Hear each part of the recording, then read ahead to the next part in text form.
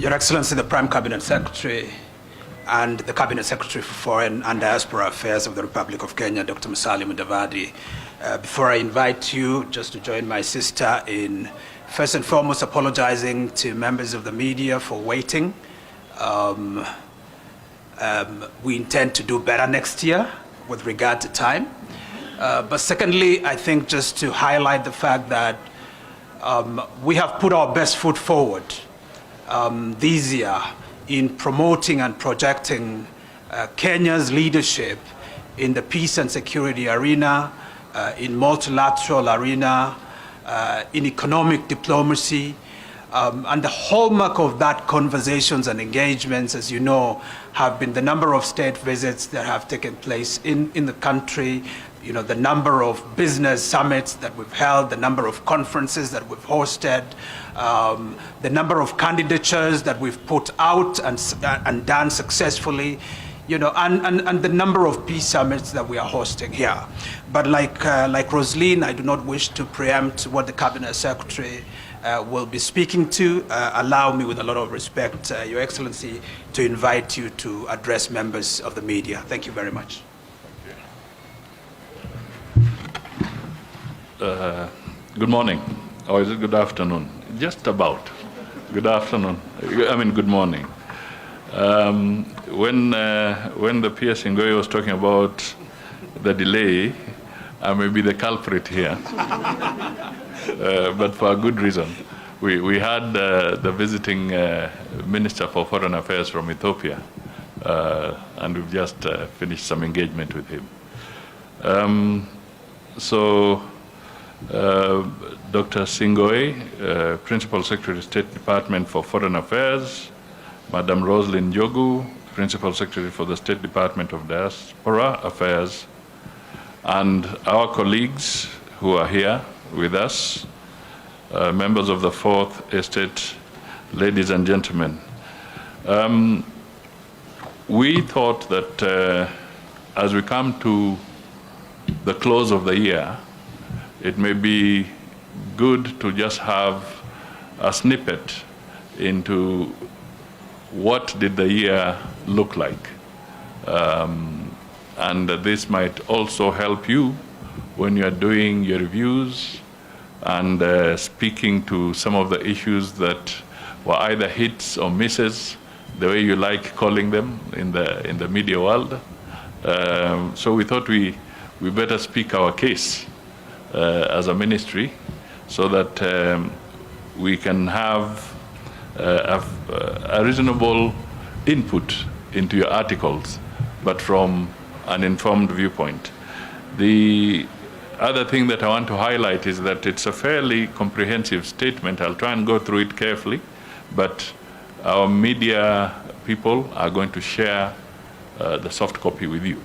So if something passes, don't think it's lost. There shall be the statement given to you. It's detailed, and later maybe we can take just about 2 or 3 questions, and that one I will also ask my colleagues to help me. So if it is diaspora, Madame is here. If it is other matters of foreign policy, Dr. Singoi is here, so they'll anchor me. So let me go through it right away. I am delighted to welcome you all to this media briefing session at the outset. This briefing is in line with our commitment to keep Kenyans fully appraised on our engagements as an accountability tool to the public. As we approach the closure of 2024, I will reflect on key highlights of our achievement in advancing Kenya's foreign policy agenda, noting that 2024 has been significant and eventful in many ways, but also equally exciting. Guided by our foreign policy goals, a key mandate is strengthening bilateral and multilateral relations, high-level visits, inbound and outbound, are critical lever to facilitate meaningful dialogue aimed at enhancing relations that include trade, investment opportunities in technology, agriculture, and infrastructure. Notable among them are these: the state visit to Japan by His Excellency the President early in the year, during which an exchange of notes was signed, providing a grant of Kenya shillings 3 billion to enhance the KEMRI research facility. A state visit from Uganda resulted in the signing of a tripartite agreement on the importation of transit of refined petroleum products, the resolution of several non-tariff barriers, and the establishment of a landmark agreement for the extension of the standard gauge railway to Malaba by Kenya from Malaba to Kampala by Uganda. There was also the official visit to the United Republic of Tanzania, during which 14 non-tariff barriers were resolved. There was a state visit to Ghana, where multiple memoranda of understanding were signed. There was a state visit to Zimbabwe, where Kenya secured corporate tax exemptions for Kenyaways, among others. There was also the state visit to the United States of America, which centered on key areas of cooperation, including trade and investment, climate change, security, health, and technology, and the designation of Kenya as a leader in this region. There was a visit to Ethiopia focused on revitalizing the 2012 Special Status Agreement. There was a state visit from Somalia, which facilitated the opening of vital trade channels, expanding aviation connectivity, and enhancing market access. There was a state visit from Poland. An MOU was signed regarding the tax solidarity program and unlocking financing of various projects. These include in the dairy sector and even in the energy sector, the rural electrification program. There was also a visit to South Sudan, and the main focus here was on peace building to revitalize the Tumaini initiative, as well as the development of the regional infrastructure under the LAPSET. Further, in the light of growing demand, we have also expanded our diplomatic footprint by opening a new embassy in Abidjan, Ivory Coast, Rabat in Morocco, and a consulate general in Jeddah, Saudi Arabia.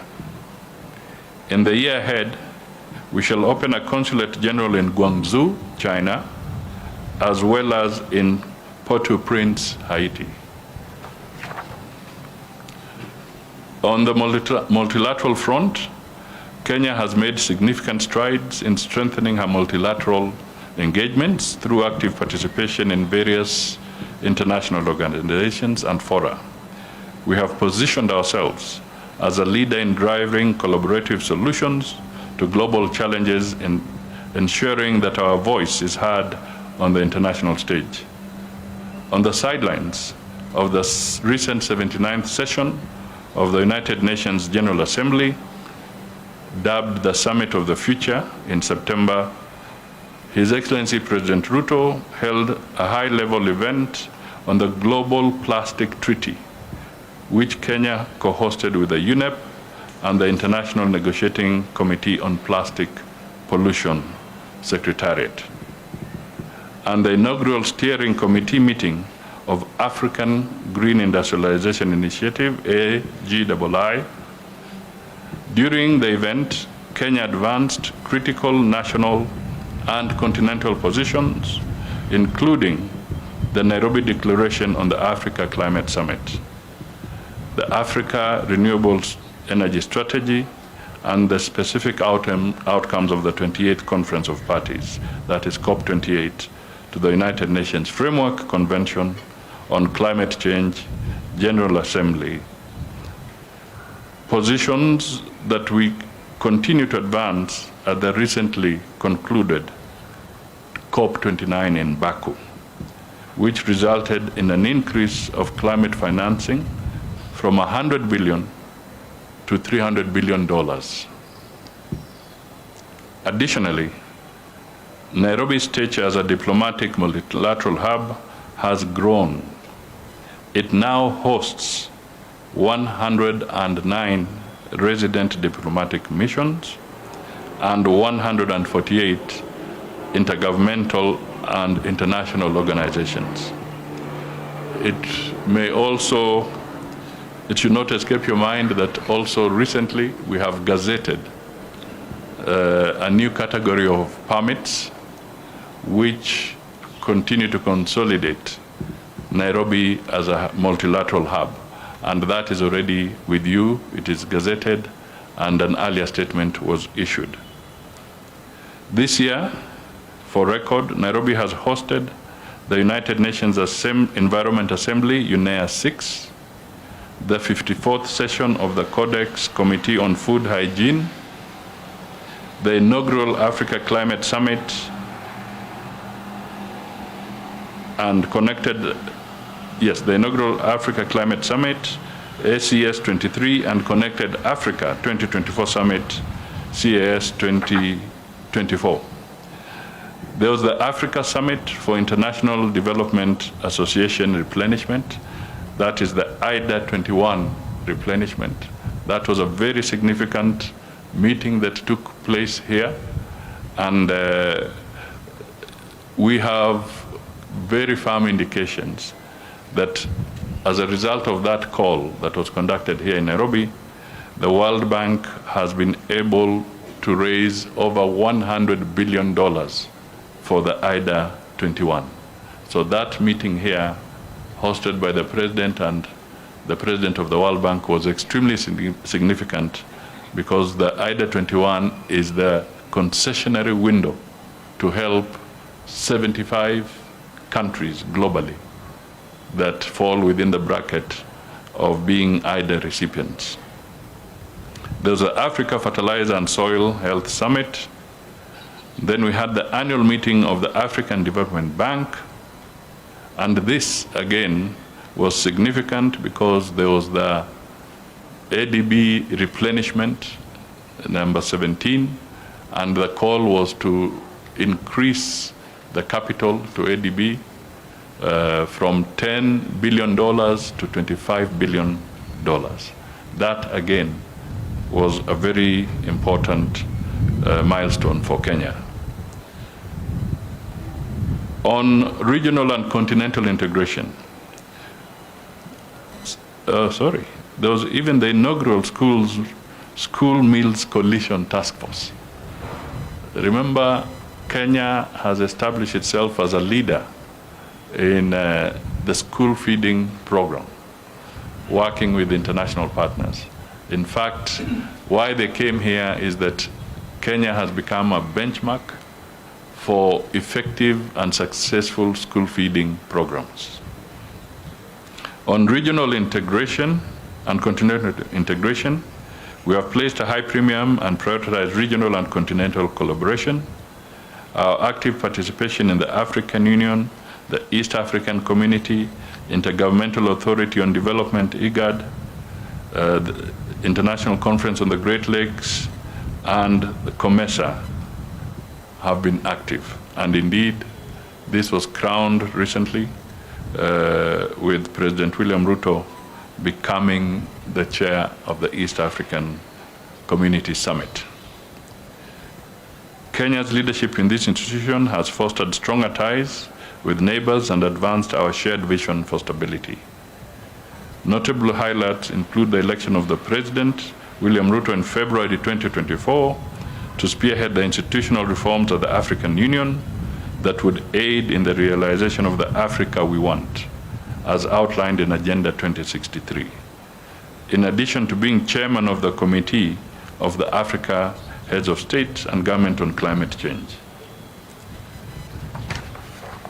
Additionally, in recognition of our role in the AU, we have offered the Right Honorable Raila Odinga for the African Union Commission chairperson, and we are now looking positively towards the mid-February 2025, when all things being equal, we would be looking confidently towards his election as the AUC chair. Turning to the economic diplomacy, our engagement with foreign investors has resulted in increased funding for small and medium enterprises, which are vital for job creation and poverty alleviation. Key milestones in our economic diplomacy include a commitment to build secure and resilient supply chains in the semiconductor industry during the state visit to the United States of America. Kenya is the first African country to benefit from the International Technology, Security and Innovation Fund created by the CHIPS and Science Act 2022 of the United States. Additionally, Coca-Cola announced that they'll be enhancing their investment here by another $175 million. And then the USAID announced a grant of $600,000 for Vivo Fashion Group. Another key plank in this year is the Forum for China-Africa Cooperation FOCAC Summit in September 2024. Highlights are as follows. Kenya deposited the instrument of accession to the Asia Infrastructure Investment Bank. Kenya also signed a bilateral agreement with China Development Bank for the construction of 15 rural roads across the country, which will stimulate economic activities and job opportunities. Kenya also held discussions with China for continued collaboration for regional infrastructure projects under the Belt and Road Initiative, including the construction of Rironi-Mau Summit Expressway, and fourth, the extension of the SGR to Kisumu and Malaba.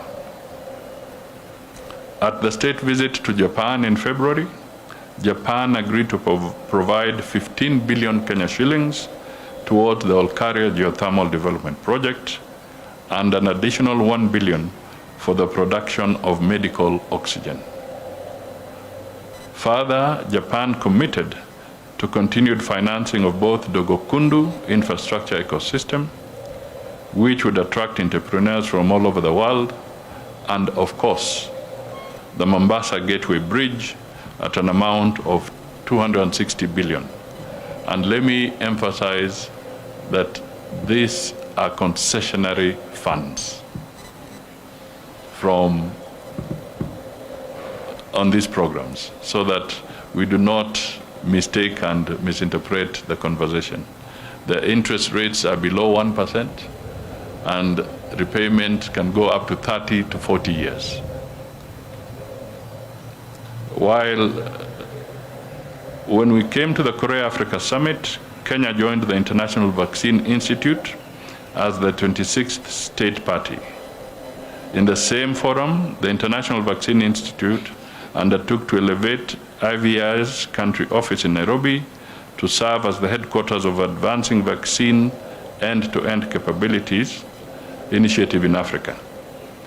This, as stated earlier, will enhance Nairobi as a multilateral hub, create jobs, and skill up knowledge in vaccine production. Additionally, Kenya signed a loan agreement for the Konza Digital City, Media City, amounting to $130 million under the Korea Economic Development Cooperation Fund. In addition, a grant of $4.4 million to implement the K-Rice project in Kenya was signed.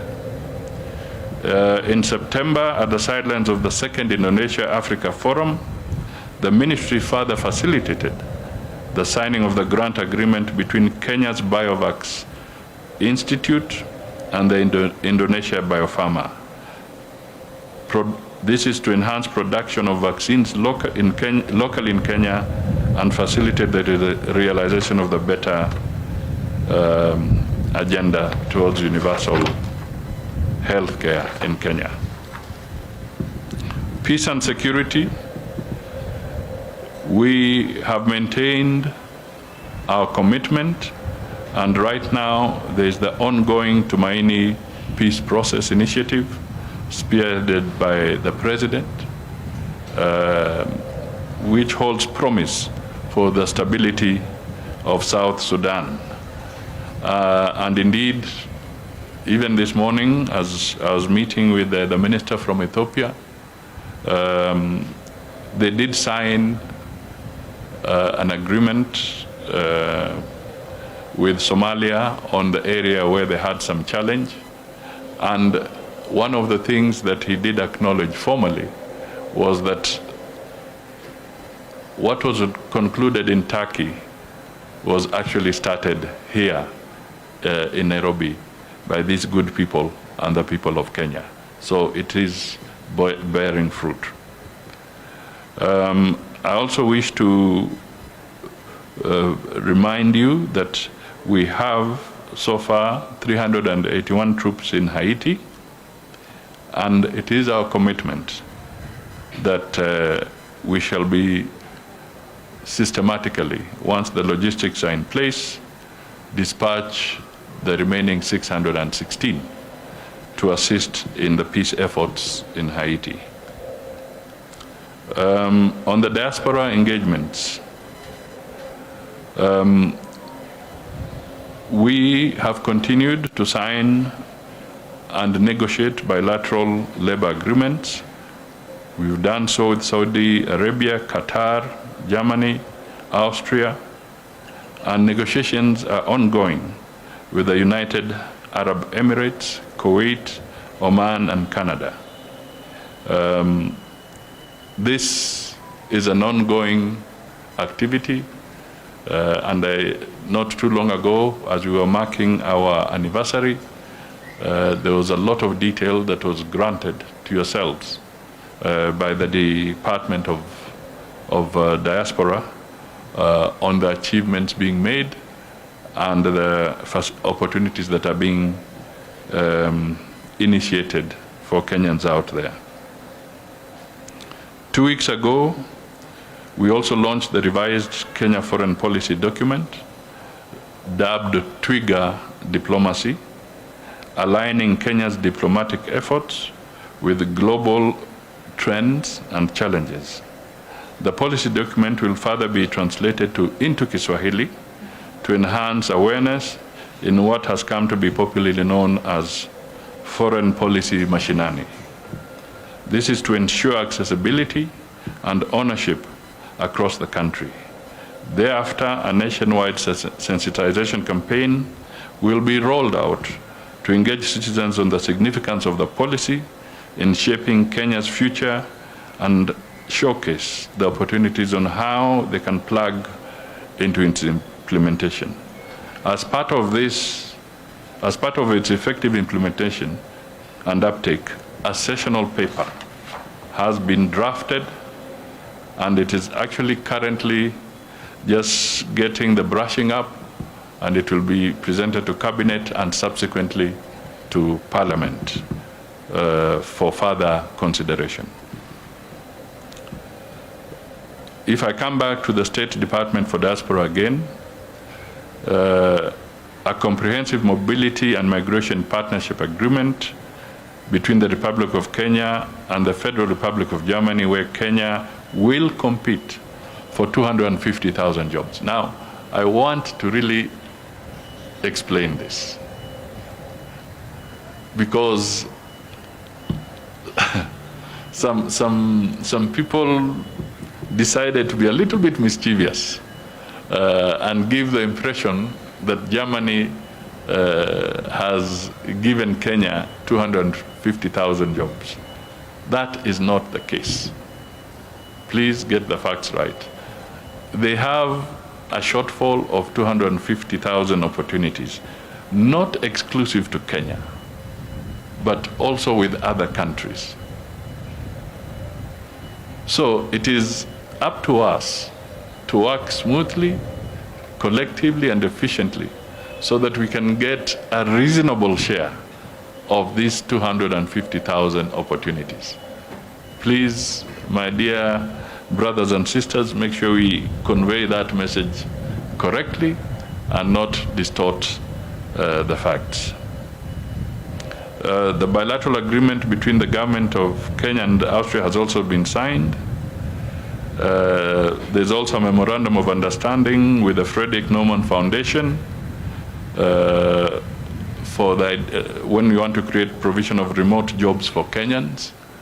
And please also tie this to the recent work permit that has been allowed of the digital nomad, where Kenya is now making sure that we can provide greater access for young men and women who are savvy in technology to engage with the rest of the world. We have secured the placement of 1,733 Kenyans in the US, United Kingdom and Germany in various fields such as hospitality, medical and agricultural sectors.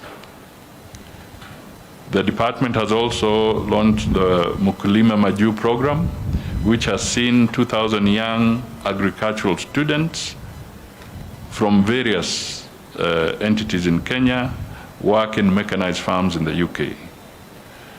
This program has also seen the placement of 67 teachers to the United States through the Placement Consultancy, a Kenya Diaspora-owned recruitment agency in Maryland, the US.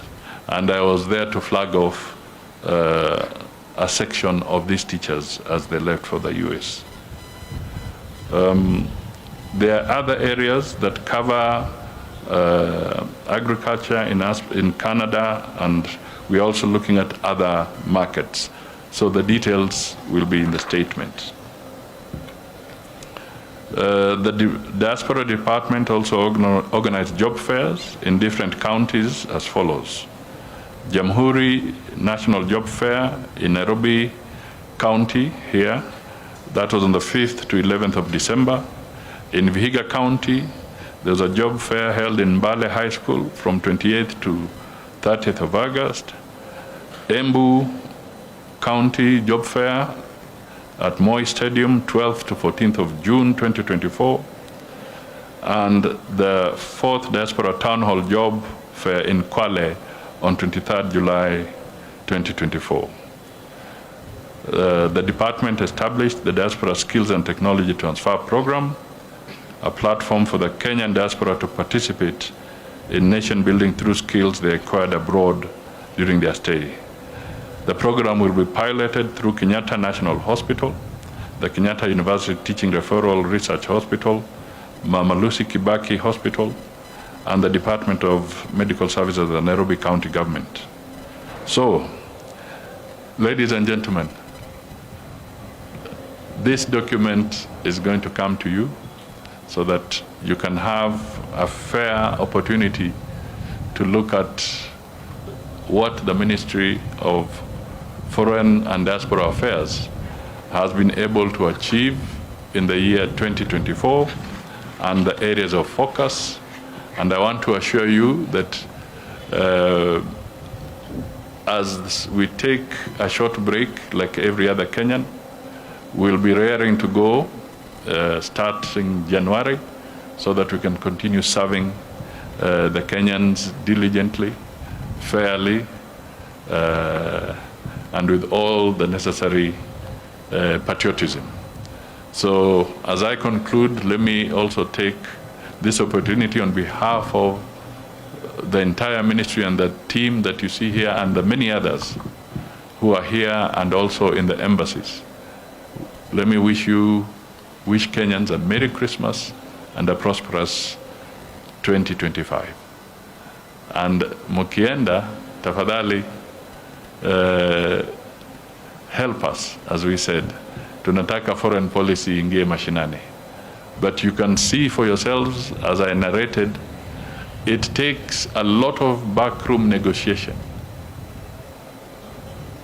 a lot of hours of commitment, of looking at detail before we reach closure on very, very important financial agreements and investment programs for this country. So apart from the peace initiative, this ministry is on the front line, is the first port of call when these conversations are taking place. And ultimately, it also becomes the last port of call before the implementation of the various ministries now goes on with the various programs that we will have partnered with other friends. Asanteni sana, Mungu awabariki. Sasa maswali, mupeleke kwa Madam na mpeleke kwa PS. Asante. Thank you very much, Your Excellency, for a very detailed report. Perhaps having wished us a Merry Christmas and a prosperous New Year, we should reciprocate by giving him a very warm round of applause. I want to all of us really to, in togetherness, we applaud him for that statement. Now that we are moving to the next point, we'll have 3 questions, and I would urge our colleagues, 3. First of all, identify yourself by name and which media house you're coming from, then you can move to the question. First question. Good afternoon. My name is Hilary Kimu from East African Diaspora Desk at Daily Nation. My question is to you, Madam PS. Are you aware that there are 5 Kenyan women who are locked up in Saudi Arabia and they can't leave? One of them had to cut her umbilical cord to give birth. The reason is because they don't have papers. What are you doing to bring them back home? Thank you.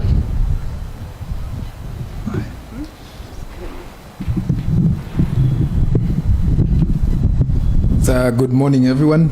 My name is Paul Kirobi from TV47. My question is concerning the statistics, number of Kenyans who have been evacuated from Lebanon.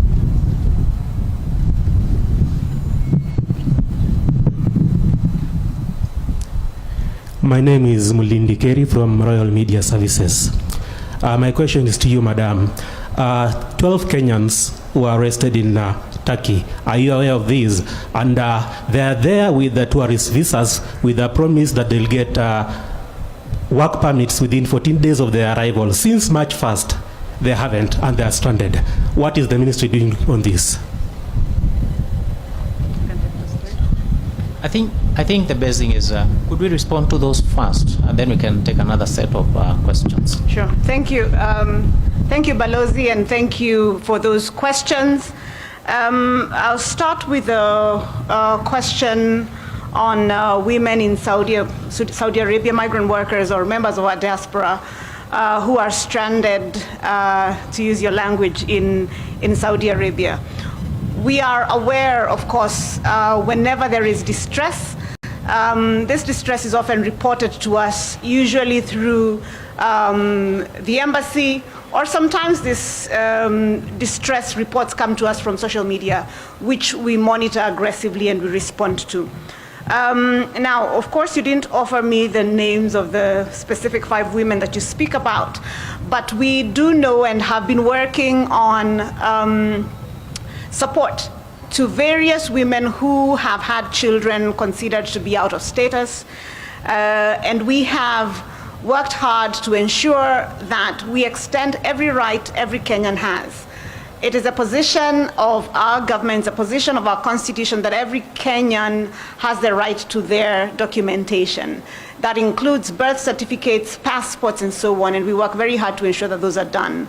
So whenever we have distress, and at the moment we are still in the process of preparing birth certificates and other documentation that would allow women in that kind of situation to be able to both be documented but also be evacuated as needed.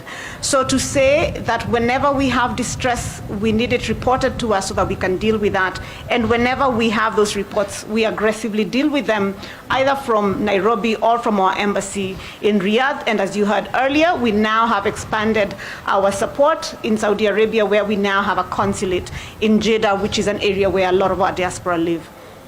As far as Lebanon is concerned, as at the 13th of December, when we closed the 3rd phase of our evacuation, over 800 Kenyans had been evacuated and are now safely home. Beyond the evacuations, we do have about 100 women currently housed in various shelters in Beirut that we are working to evacuate. It is a bit of a long process that requires clearance through the general security of the Lebanese government and the preparation of documentation for that evacuation. All of these women have had the documentation from the government of Kenya's side already prepared and are going through the clearance processes to allow them to leave the country. In the shelters, we support them with food, we support with medical care, with counseling, and so on. Upon arrival here in Nairobi, we have had psychosocial counseling and support, and have been able to take the women and a few men who have been evacuated back to their homes in their various counties. On Turkey, allow me to say the following. It is imperative that any Kenyan who leaves the country in search of a job travels with the right documentation. It is extremely dangerous to move from Kenya as a labor migrant or as a worker traveling on a visitor's visa or a tourist visa to expect that once you arrive on the other side, you'll be able to convert that to a work permit. Let me be very clear.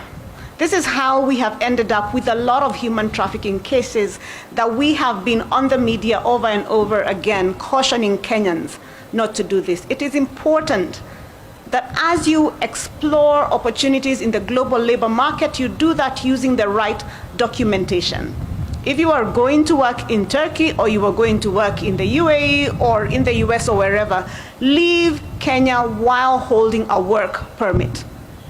It becomes extremely difficult and very often impossible to move your documentation and your immigration status from a visitor or a tourist to a worker. So while we support Kenyans who find themselves in various kinds of distress, it's important to underline that security begins with you. And you must be the first one to secure yourself before the government of Kenya can come behind you and support you in your movement within the global labor market. Thank you.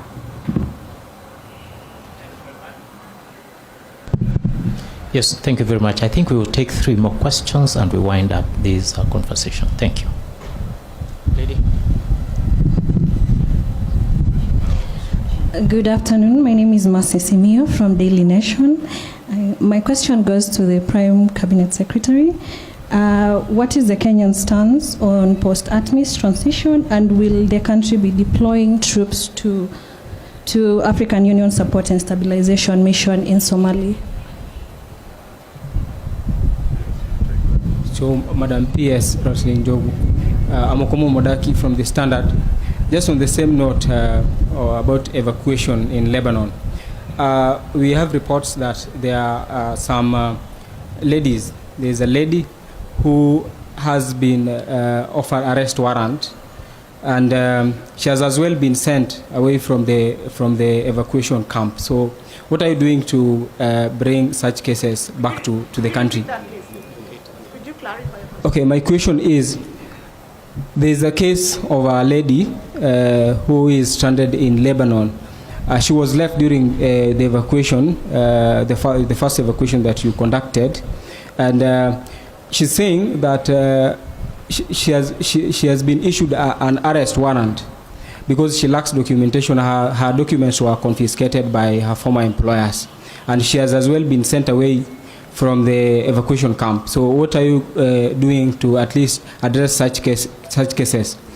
Another question to PCS. What is the status or the fate of the Haiti mission going forward in terms of funding, bearing in mind that currently it is being funded from the exchequer? For how long will it be from the Kenya's exchequer? For how long will this happen before the UN release funds to facilitate the process? So I'll take the follow-up question on Lebanon, and then my brother PS will probably take up the ATMIS and Haiti questions. Of course, it's very difficult for me to respond to the question of an unnamed Kenyan who has had an arrest warrant issued against them, because there are, of course, very many Kenyans currently living or who have been living in Lebanon. Now, let me say this, however, that we have had on ground for the last month and a half a team, an interministerial team from Nairobi and from our embassy in Kuwait that has been handling, supporting our honorary consulate in Lebanon to work on these evacuations. And every Kenyan who registered and has wanted to be evacuated has been issued with documentation and has had and is at various stages of having their exit conducted. What I mean is this: there are the 800 who've already been cleared and left. There are a number of Kenyans who still have hindrances that would keep them from leaving. For example, if a person has a case against them either in the labor court or a criminal matter and so on, then of course clearly they will not be allowed to exit the country until that matter is completed. However, if you supply us the details of this particular Kenyan, we continue to stand ready to support those who are still in need. Let me clarify that while we have completed 3 phases of evacuation, that does not mean that we will not continue to evacuate Kenyans as when and as required. We hope that, and it is really Kenya's position and hope that the ceasefire will continue to hold. But in the meantime, our obligation remains to support the welfare and champion the rights of Kenyans in the diaspora. Thank you very much. To the questions relating to Kenya's deployments in Somalia and in Haiti.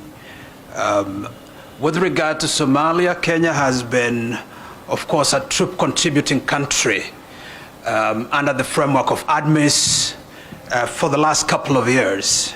We went into Somalia as part of ADMIS to be able to deal with the challenge of terrorism, a challenge that was not only affecting Somalia, but has a direct implication on our peace and security as a country. We have succeeded by and large in degrading the capability of Al-Shabaab, and other terrorist elements, working closely with the Somali authorities. We've seen a marked improvement in the security situation in Somalia, but that exercise is yet to be concluded, and therefore the decision was taken last year that there would be an extension, but that extension would involve the transformation of ADMIS into the Africa Union support mission in Somalia. And the conversations now center around how to finance this deployment. By and large, ADMIS was funded heavily through contributions from the European Union as well as the US, and other agencies, including the African system itself, the African Peace Fund. The current discussions around funding of the post-ADMIS infrastructure revolves around leveraging on Resolution 2719, which was adopted recently by the United Nations Security Council. Under that resolution, Africa Union-led peacekeeping missions can be able to leverage on assessed contributions of the UN, which will mean then that we can be able to secure more sustainability, of financing of that mission. But I think the long and the short of that is that Kenya will continue to be a troop contributing country. Our hosts, Somalia, has requested that we continue. We are working with other countries that are also troop contributing countries, including new ones such as Egypt, amongst others. I think with regard to Haiti, it is completely untrue that the current deployment of our police is being underwritten by our exchequer. The actual position is that this deployment is being underwritten by the UN Voluntary Fund that was established pursuant to Resolution 2699. That trust fund has now been able to mobilize in excess of $90 million US. that fund, like we have indicated, is sufficient to be able to keep our deployment all the way until March, April of next year.